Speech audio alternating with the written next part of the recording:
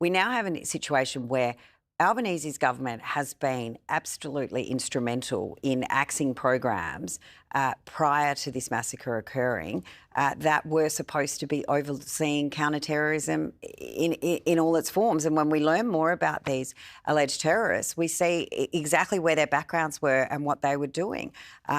It's just, I think this is where, and I think this is getting to the crux of why Albanese has been so reluctant to go down the Royal Commission, because this is all the stuff that's going to come out and show how his government has been absolutely culpable in allowing anti-Semitism to fester. Yeah, well, this could just be the start of it. And suddenly he's now considering a Royal Commission. Look, I'm no counter-terrorism expert, believe it or not, but I can see that counter-terror capability is not some mythical resource you can just turn the tap on and off when you need it. It takes time and it takes consistency and it takes money. And so when you're dismantling a force such as this or a group such as this, at a time where the threat was not reducing, you know, it was only escalating. Yeah, it was only escalating, you know, with literally car bombs, with literally graffiti and anti-Semitism and the tension building, and that is the time. And to quote in the story out that it is a funding issue is so insulting. You know, last night we were talking about NDIS issues blowing out to be bigger than defence.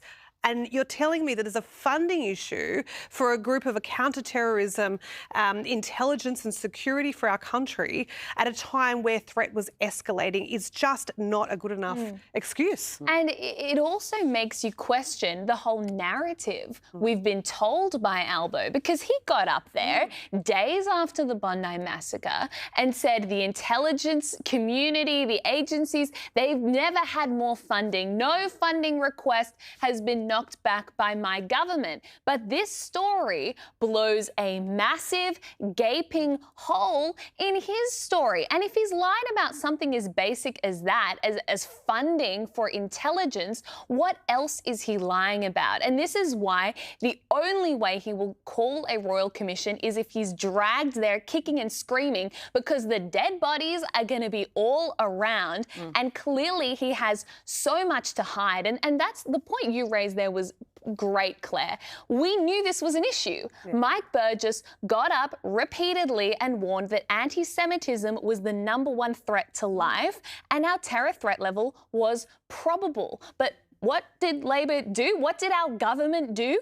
Cut funding and force a national surveillance team specifically looking at counter-terror to shut down. Look, the whole thing just smells like 4-day-old fish. And, you know, it's the fact that Parliament's going to be recalled to look at hate laws, which, you know, are important, but are they going to be enforced? Are they actually going to be? Laws. We've already got them and they're not being used. They're not being enforced. They could have simply been brought in. The fact that on October 8th, when we had those awful preachers out in southwest Sydney rejoicing at what had happened on October 7th, if that isn't enough, then I am just confounded as to what these laws are supposed to cover. But he's supposed to be bringing Parliament back early to so-called strengthen these hate laws. He had to face his caucus in total. He's got 94 members in there plus his senators.